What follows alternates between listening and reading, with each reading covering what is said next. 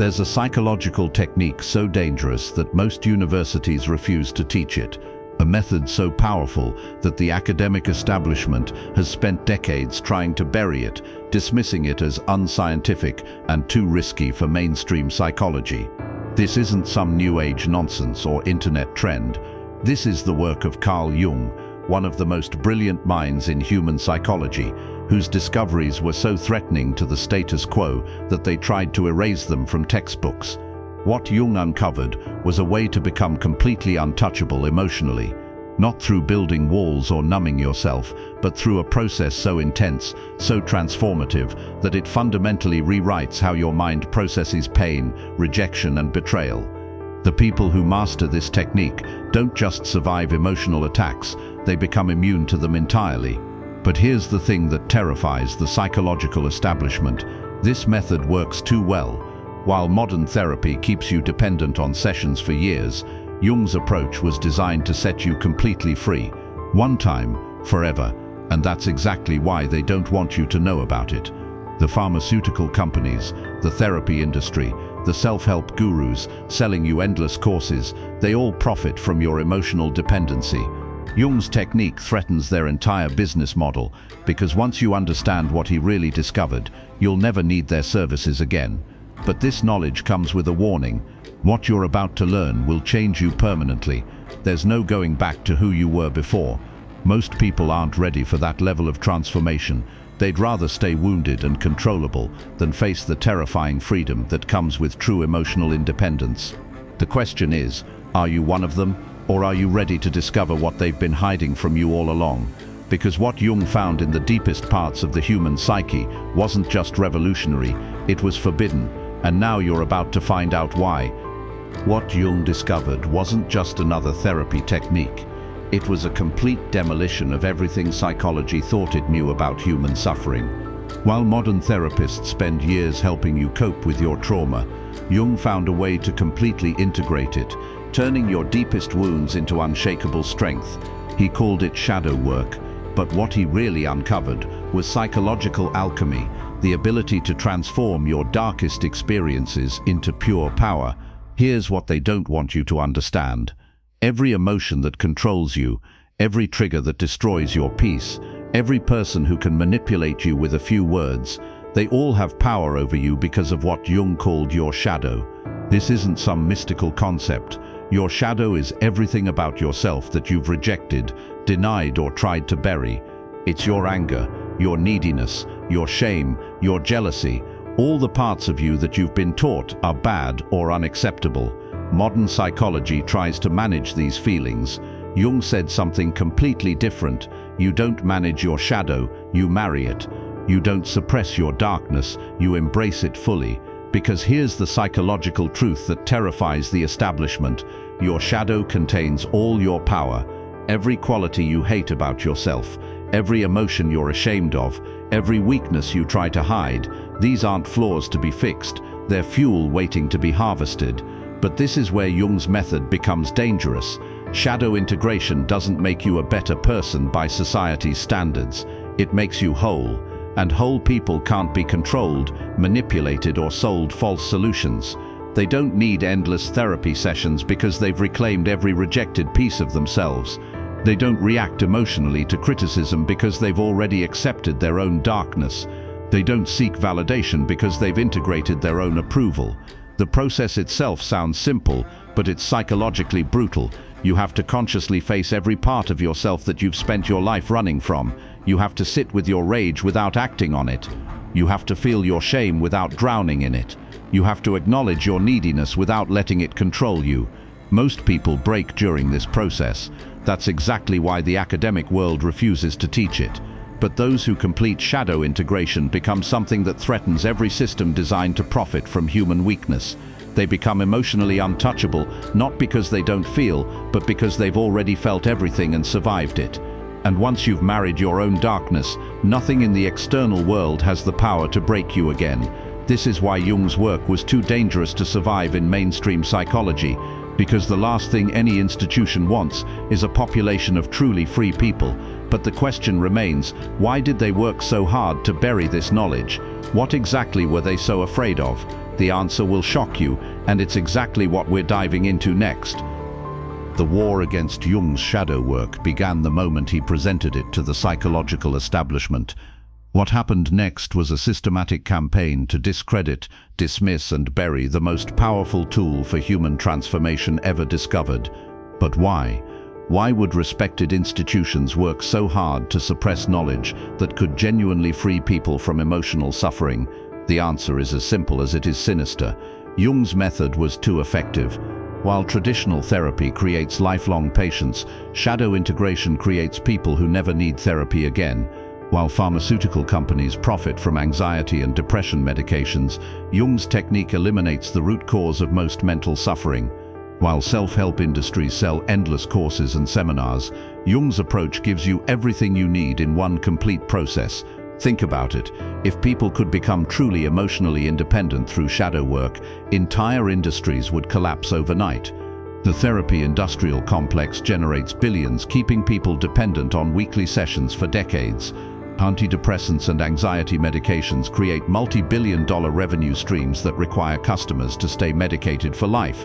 Personal development gurus build empires, selling people the same solutions over and over again. Jung's shadow integration threatened all of it, because once you complete the process, you don't need their services anymore, ever. You become psychologically self-sufficient in a way that terrifies every system designed to profit from human weakness and dependency. But the suppression went deeper than just economics. Jung's work revealed something that the power structures couldn't tolerate, that most human suffering is artificially maintained by society itself. The shame, the self-doubt, the need for external validation, these aren't natural human conditions, they're psychological programming designed to keep people controllable and dependent. Shadow work doesn't just heal individuals, it exposes the entire game.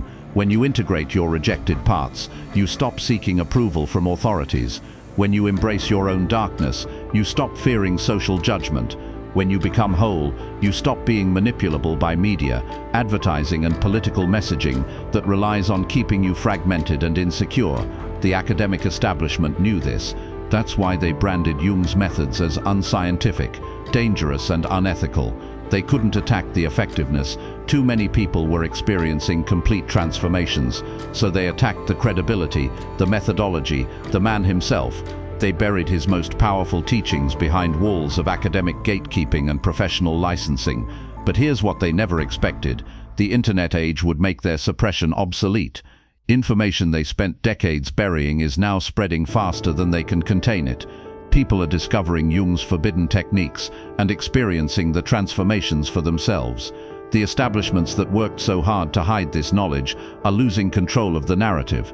And that brings us to the heart of what they've been hiding from you. The actual mechanism behind Jung's shadow work isn't complex. It's just too powerful for them to allow it to spread freely.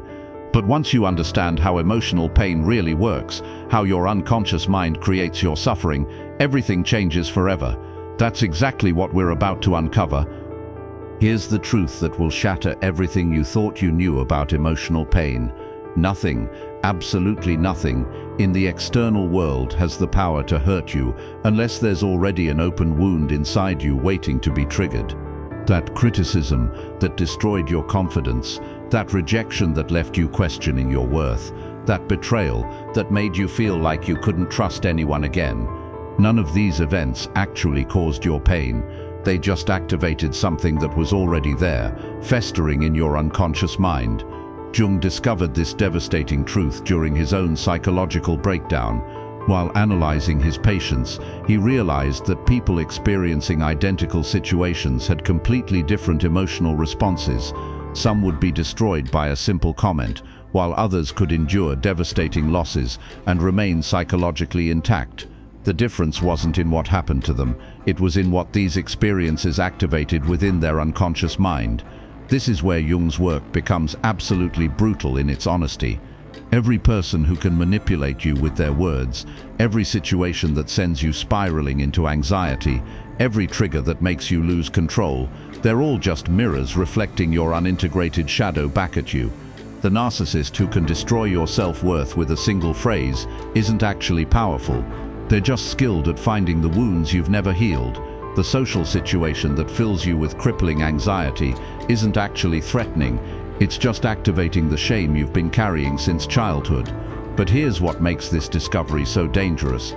Once you understand this mechanism, you realize that most of your suffering has been completely unnecessary. You've been fighting external battles when the real war was always internal.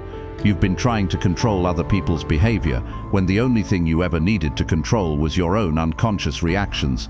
Jung called this process projection. You unconsciously project your internal conflicts onto external situations and then suffer as if the problem exists outside of you. But the moment you stop projecting and start integrating, everything changes. The people who used to trigger you suddenly lose their power. The situations that used to terrify you become neutral.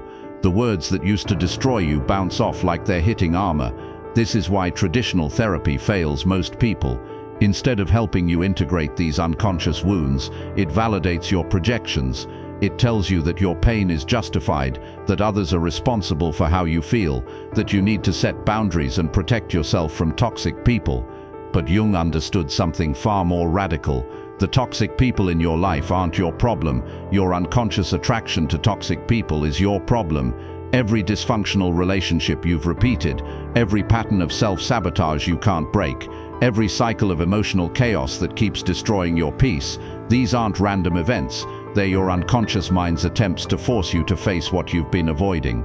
Your shadow keeps creating the same painful situations until you finally turn inward and do the work of integration. But most people never make this connection. They spend their entire lives running from one external solution to another, never realizing that the source of their suffering is inside them, waiting to be healed. They change jobs, end relationships, move to new cities, start new diets, buy new clothes, anything to avoid the terrifying realization that the problem has always been internal. The question is, are you ready to stop running? Because once you understand how Jung's integration process actually works, there's no going back to the comfortable illusion that your pain comes from outside sources. What comes next will force you to take complete responsibility for every emotion you feel, and that level of psychological honesty isn't for everyone. But for those brave enough to face it, the reward is something most people never experience: true emotional freedom. Now comes the part that separates Jung's method from every other psychological approach ever developed. While traditional therapy tries to heal your wounds by talking about them endlessly, and while modern psychology attempts to manage your symptoms with coping strategies, Jung discovered something radically different. You don't heal your shadow by fixing it. You heal it by marrying it. This integration process sounds deceptively simple, but it's psychologically more intense than anything most people have ever experienced. Instead of running from your darkest emotions, you consciously invite them in.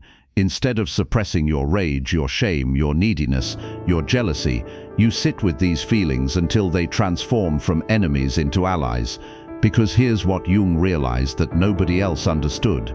Your shadow isn't trying to destroy you. It's trying to complete you. The process begins with what Jung called active imagination, deliberately accessing the parts of yourself you've spent your life avoiding. You don't just think about your anger, you feel it fully without acting on it. You don't just acknowledge your shame, you sit in it until you understand its message. You don't just recognize your neediness, you embrace it until it transforms into self-compassion. But this is where most people break. Because facing your shadow means confronting every lie you've told yourself about who you are. It means accepting that you're capable of cruelty, manipulation, selfishness, and destruction. It means acknowledging that the good person identity you've built is just a mask covering your full human complexity. And for most people, this level of brutal self-honesty is unbearable. The psychological establishment knows this. That's why they promote surface-level healing that never threatens your ego's comfortable illusions. They'd rather keep you in therapy for decades than risk you discovering that you don't need to be good to be whole. They'd rather sell you endless techniques for managing your darkness than teach you how to integrate it completely. But those who complete Jung's integration process experience something that traditional psychology claims is impossible. They become genuinely untouchable. Not because they've built emotional walls, but because they've eliminated the internal conflicts that created their vulnerability in the first place. When you've fully accepted your own capacity for anger, no one can trigger you with criticism. When you've integrated your own neediness, rejection stops devastating you. When you've embraced your own shadow, other people's darkness can't manipulate you. This creates a psychological state that Jung called individuation, becoming completely yourself instead of what others expect you to be. But individuation comes with a price that nobody warns you about. As you integrate your shadow and become whole, you automatically separate from people who are still living in unconscious fragments. Your relationships change, your tolerance for surface-level interactions disappears. Your ability to participate in social games and emotional manipulation tactics evaporates. The integrated person doesn't seek validation because they've learned to validate themselves. They don't fear conflict because they've made peace with their own aggression. They don't avoid difficult conversations because they've integrated their own discomfort. This makes them powerful in a way that threatens every system designed to keep people dependent and controllable. But here's the secret that Jung discovered. Integration isn't a one-time event. It's an ongoing process of conscious relationship with your unconscious mind. Every trigger becomes an opportunity to reclaim another piece of your power. Every emotional reaction becomes a doorway to deeper self-knowledge. Every painful experience becomes fuel for greater psychological integration. However, there's something about this process that Jung only whispered about in his private writings, something so psychologically dangerous that even today, those who complete full shadow integration often find themselves completely alone. Because once you become truly whole, you can no longer tolerate the unconscious games that most relationships are built on. And that isolation, that's exactly what we need to talk about next. Here's the secret that Jung only shared in his most private writings, the truth that the psychological establishment has spent decades covering up. Complete shadow integration doesn't just change how you feel, it fundamentally changes who you can have relationships with. And that terrifies every system that profits from keeping people emotionally dependent on others. When you become truly integrated, something happens that nobody warns you about. You lose the ability to participate in the unconscious games that 90% of human relationships are built on. You can't pretend to be impressed by people who are performing their personas. You can't engage in gossip, manipulation, or emotional drama. You can't validate people's victimhood stories or enable their self-destructive patterns. And most devastatingly, you can't pretend to need people who have nothing real to offer you. This isn't arrogance, it's clarity. When you've done the work of integrating your own shadow, you can instantly recognize when others are operating from their unintegrated fragments. Their neediness becomes transparent, their manipulations become obvious, their attempts to trigger your emotions bounce off because you've already metabolized those emotions within yourself. But this level of psychological clarity makes most relationships impossible to maintain. Jung experienced this isolation personally after his own integration process. His friendships ended, his professional relationships became strained, even his marriage struggled under the weight of his psychological transformation. Because when one person becomes whole while everyone around them remains fragmented, connection becomes nearly impossible. You're speaking different psychological languages. The therapeutic industry knows this truth and actively hides it, because integrated people don't make good customers. They don't need endless validation sessions. They don't require relationship coaching. They don't seek approval from therapists or gurus. They become psychologically self-sufficient in a way that threatens every business model built on human emotional dependency. But there's something even more dangerous about this isolation.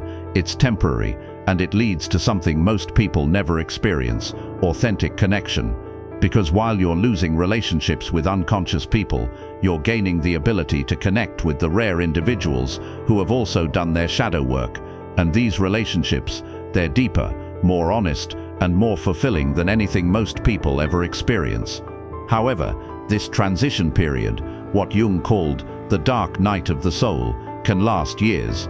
You're too integrated to connect with unconscious people, but you haven't yet found others who match your level of psychological development.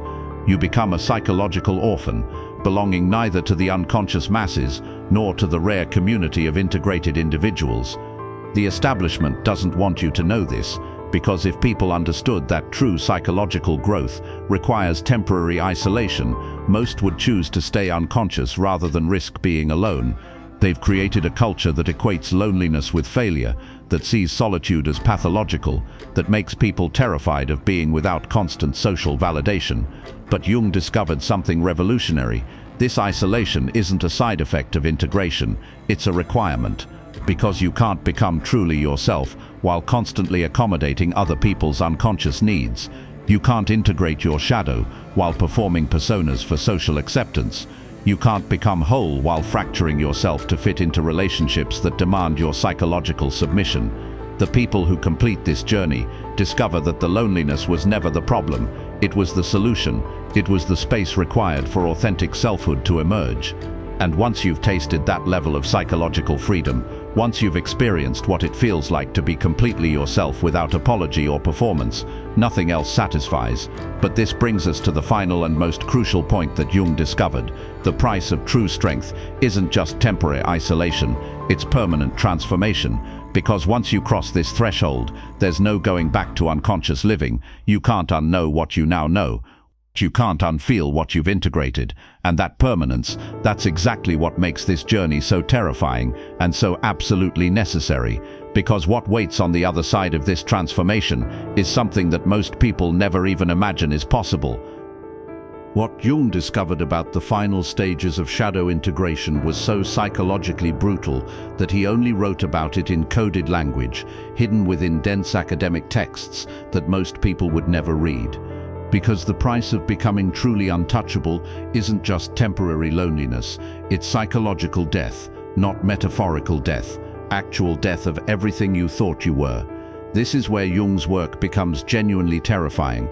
The integration process doesn't just change your relationships or your emotional reactions, it completely dissolves your identity. Every role you've played, every persona you've maintained, every story you've told yourself about who you are, all of it has to die for your authentic self to be born. And most people, when they reach this point, turn back. Because psychological death feels exactly like real death. Your ego, the part of you that's been running the show your entire life, will fight this process with everything it has.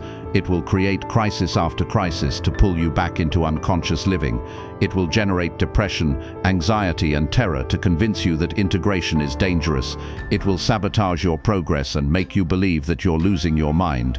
Because from the ego's perspective, you are dying, and in a very real sense you are. Jung called this phase the nigredo, the blackening, the putrefaction, the complete breakdown of your psychological structures before something new can emerge. But here's what the therapeutic establishment will never tell you. This breakdown is not a mental health crisis that needs to be medicated or managed. It's the most important psychological process you'll ever experience. It's your rebirth. During this phase, everything that used to give your life meaning becomes hollow. Your career achievements feel meaningless, your relationships feel superficial, your hobbies and interests lose their appeal. You experience what Jung described as divine discontent, a complete inability to find satisfaction in the things that used to fulfill you, because you're outgrowing your old self faster than your new self can form. This is why integrated people often appear different to those who knew them before. They are different. The person who entered the integration process is not the same person who emerges from it. The new version might look the same physically, but psychologically, they're completely transformed. Their values change, their priorities shift, their tolerance for unconscious behavior disappears entirely. But here's the secret that Jung discovered. This death is not the end, it's the beginning of true life.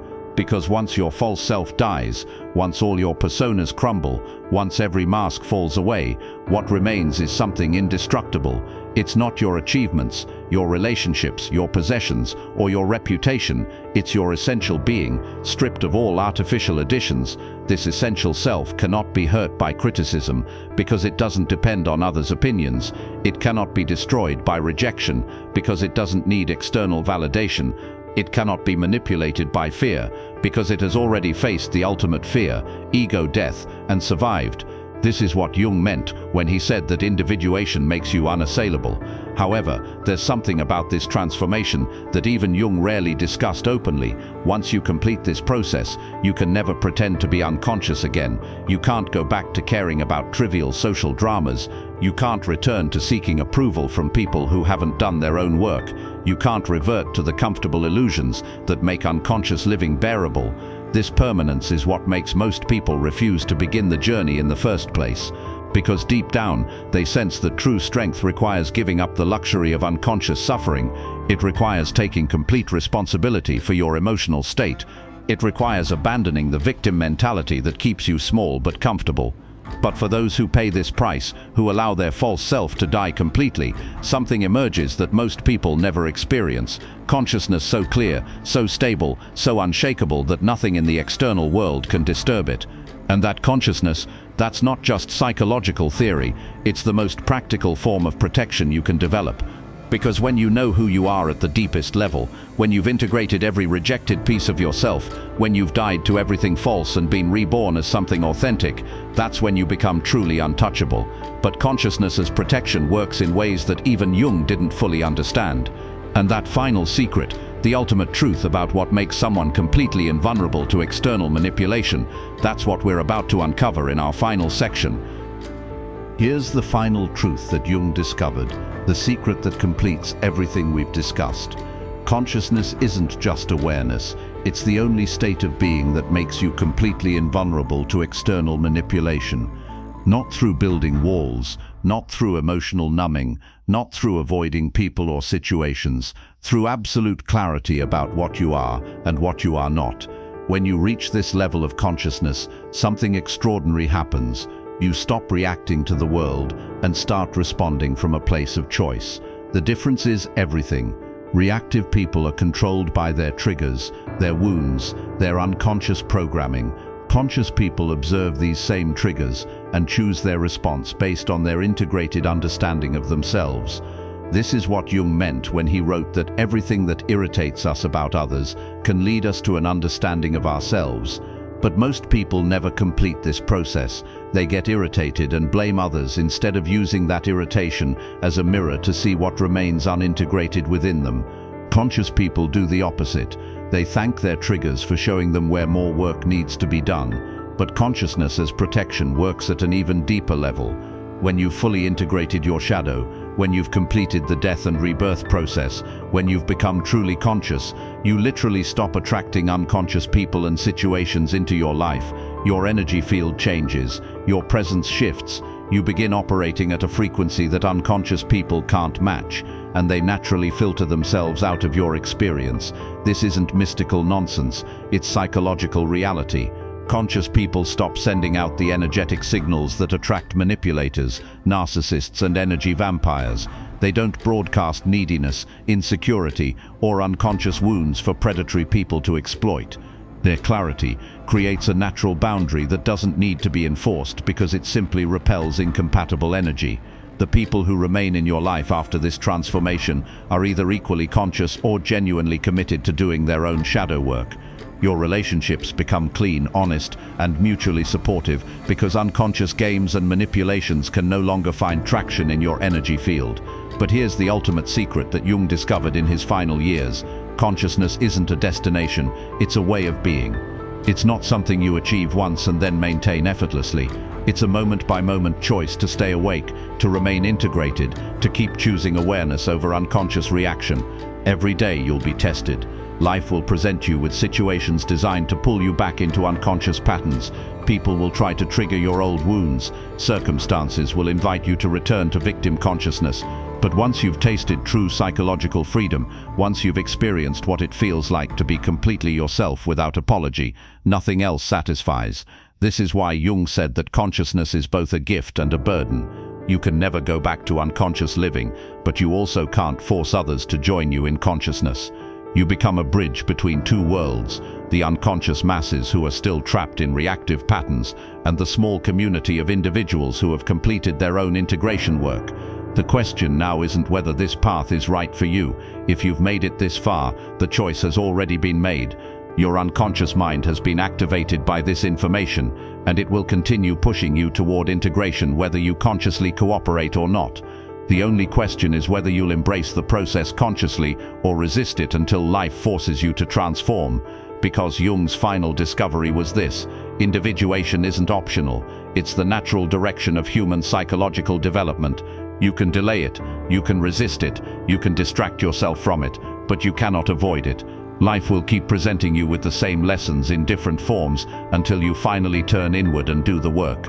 If this content has awakened something within you, if you recognize yourself in these patterns, write "I choose consciousness" in the comments below. Let's create a community of people who are no longer willing to live unconsciously, who are ready to pay the price of true psychological freedom. And remember, this is just the beginning of your journey. The real work starts now, in your daily life, in your relationships, in every moment you choose awareness over reaction. The path Jung discovered isn't easy, but it's the only path that leads to genuine freedom. Nothing and nobody will ever hurt you again, not because you've built armor against the world, but because you've integrated everything within yourself that was vulnerable to being hurt. That's the promise, and now you have the knowledge to make it reality. Subscribe for more content that challenges you to grow beyond your current limitations, because the journey of consciousness never truly ends, it only deepens.